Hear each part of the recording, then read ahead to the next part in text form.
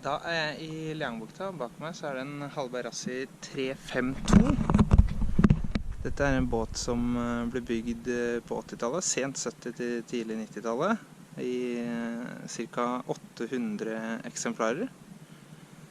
Akkurat denne modellen har en lav rigg. Den fantes i to forskjellige rigger, en litt høyere og en litt lavere. Så denne har den lave da. Det er en center cockpit modell. Det er veldig vanlig på de aller fleste Hallberg-Rassi modeller. Også på denne. I baugen her så har vi et 20 kilos brusanker på en ankervinsj.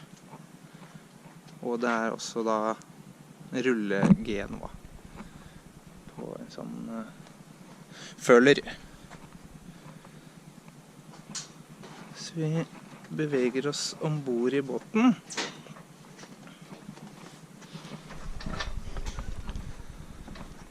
Så kan vi jo starte å kikke litt helt i front her.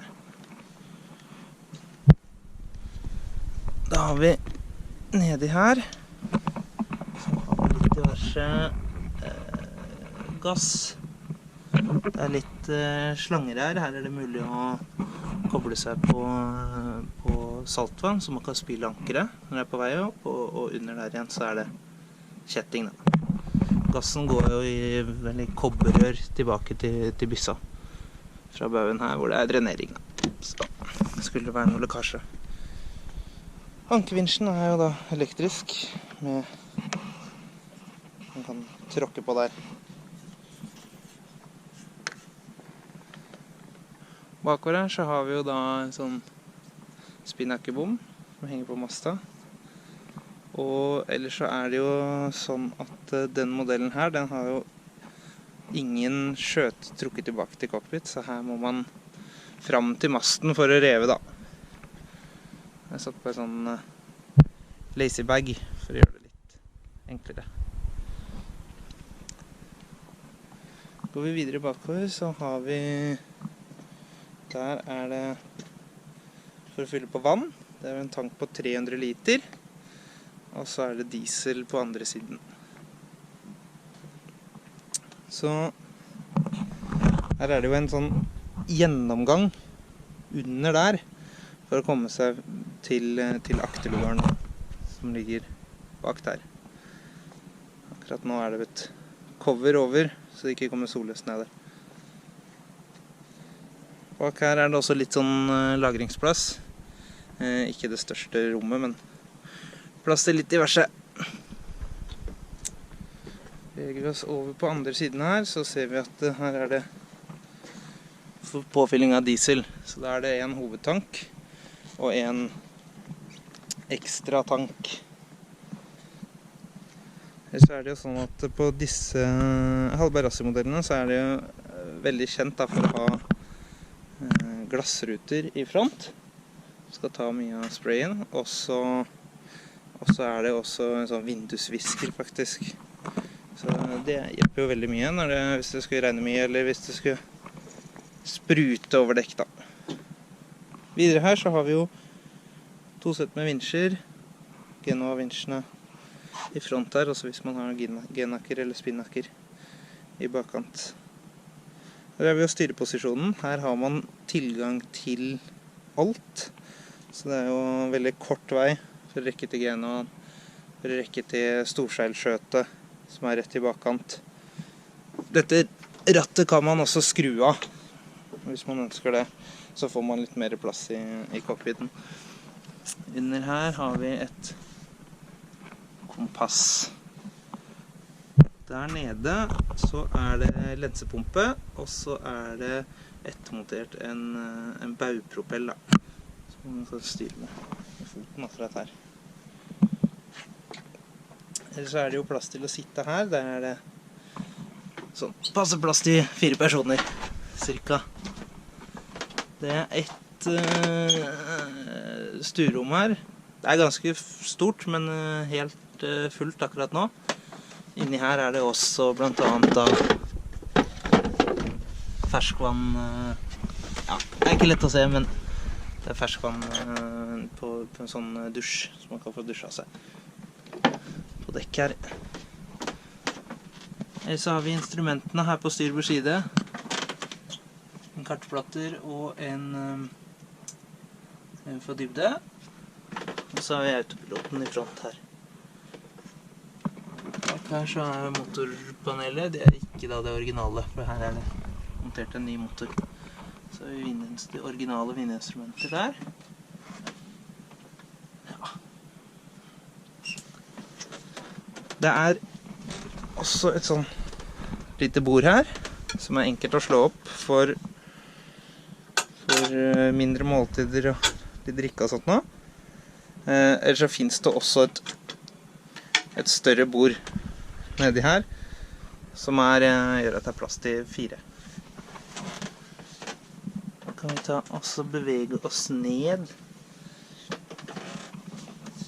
Kikke litt ned da.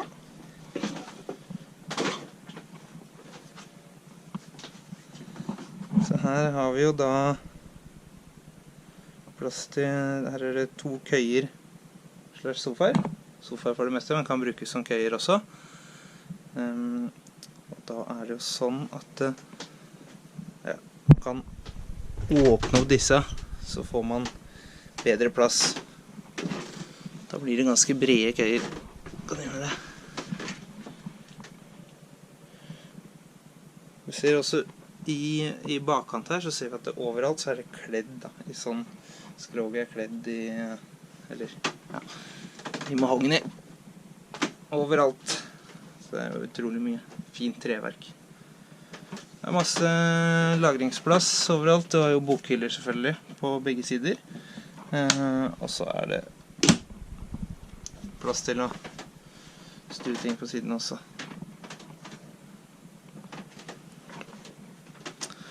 Det er en gammel parafinlampe. Og i bordet her så er det plass til å lagre vin eller andre ting man måtte ønske. Har jo stueplass selvfølgelig. Tilsvarende på den siden her da.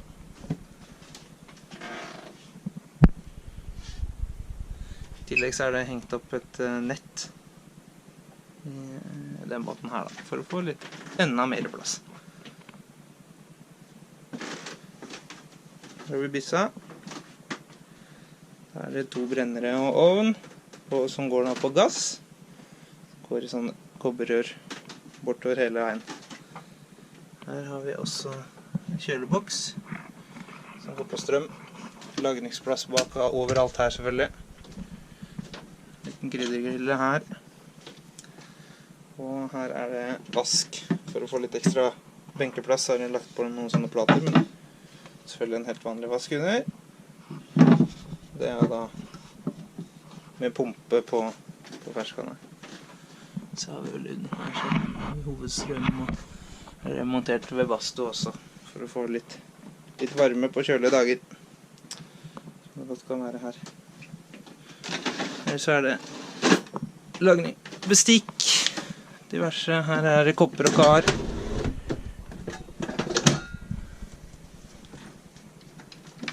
Søppel.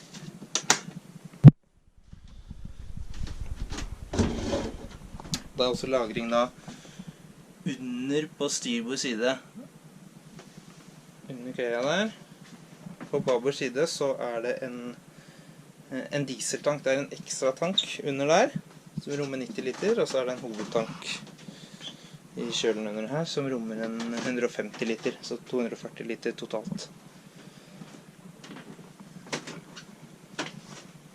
Beveger oss foran, så har vi jo da 2 skap til styrbord. Kan man henge jakker og sånt nå, og et lite skap til. Helt fullt opp her.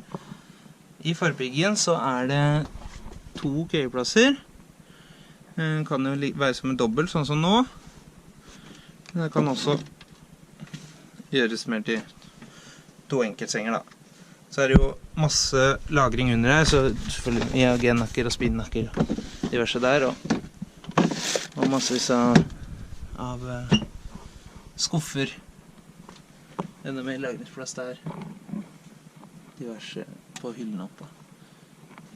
Foran her så har vi da et cockpit-telt som ikke er oppe nå.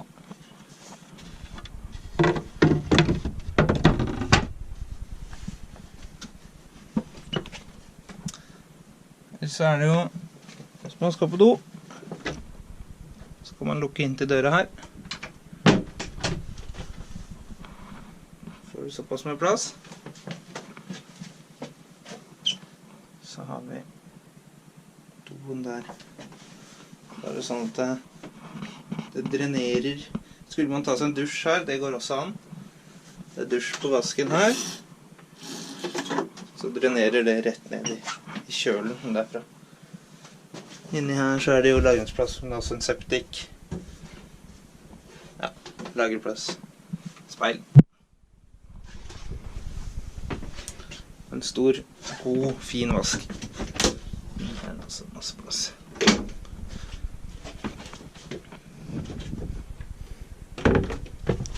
Det går jo også an å lukke igjen her, så man får det litt privat.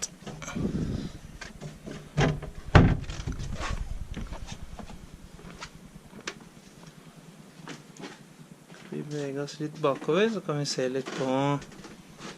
Her er jo navigasjon. Så her er det god plass til kart og det man måtte trenge. Altså litt kart hengende over der, og det er selvfølgelig plass under der, som er helt vanlig. Og så er det en god gammeldags Sailor VHF radio der, som fortsatt går an å bruke. Det er lagerplass under setet her også. Og så har vi da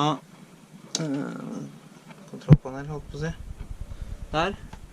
Med strøm og vann og diesel og ja, av og på med lys og så videre. Ellers er det mer sånn teknisk bak her. Denne båten da.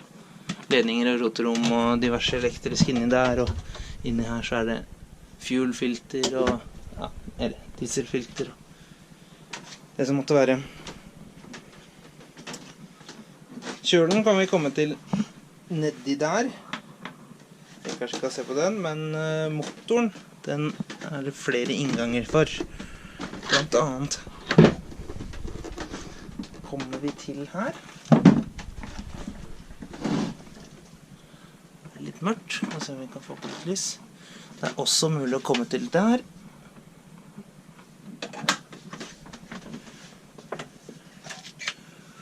Og vi kan komme til her, som er den største plassen.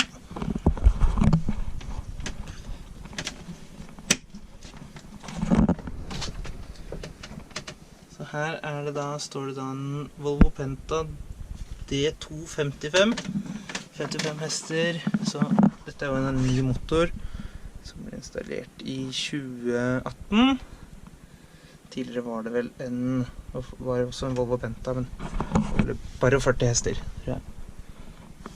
Her er vannutskiller, pumpe til saltvann i bauen, pumpe til ferskvann-systemet, Webasto varmeanlegg, ja, diverse skrågjennomføringer og det som måtte være. Så her.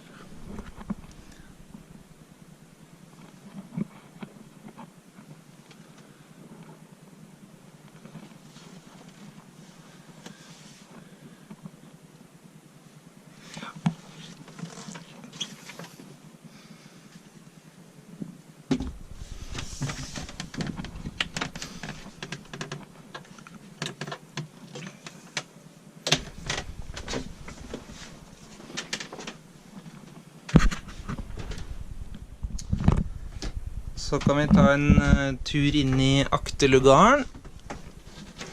Kan vi åpne døren her. På babord side her så har vi et skap. Og så er det 2 køyer. På babord side igjen da singelkøye. Og på styrbord side så er det en dobbel. Litt smal dobbel. Ellers er det jo vinduene fra skroget. En liten hylle her. Vi har lamper selvfølgelig, og så er det skapplass rundt her da. Så går vi gjennom hele. Her er jo roret. Det er jo nødroret her, som man kan koble seg på. Eller så er det, ja, som går ned på rorstammen der nede da. Under sengene her så er det jo plass til lagring. Her er det jo mest elektronikk, det er hydraulikk og diverse. Og på andre siden så er det også god plass, men her er det da batterier. Hovedsakelig, forbruk og startbatterier er der. Ellers så er det jo, her oppe sitter man jo, så man skal styre beina her. Og så har du rattet rett i front der. Det var det.